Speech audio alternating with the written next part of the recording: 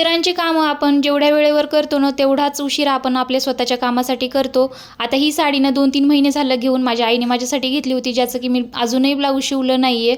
आणि आता हे जर बाहेरचं असतं ना कधीचं शिवलं असतं, पण आता ठरवलं आहे जेवढे काही पेंडिंगमध्ये ब्लाऊज असतील ते सगळे कंप्लीट करून घ्यायचे स्वतःचे.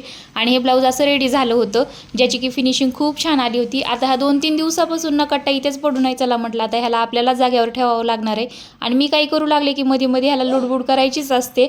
आता दारावर ना ऊसाचा रस आला होता विकायला, आणि जे की मी घेऊन दिला नव्हता, एवढा की मी घेऊन देत नव्हते, एवढा काय रडला घेऊन दे म्हणून, आणि एकच घोट पिला आणि म्हणे एवढं माझं पोट भरले, आता काही मला जाणार नाही.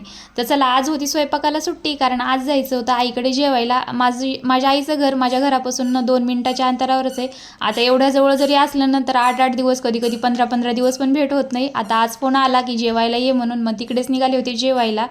आणि मग नंतर मग जेवण वगैरे केलं, आणि ही आहे माझी फॅमिली. मस्त जेवण वगैरे केलं, आणि चला मग भेटू.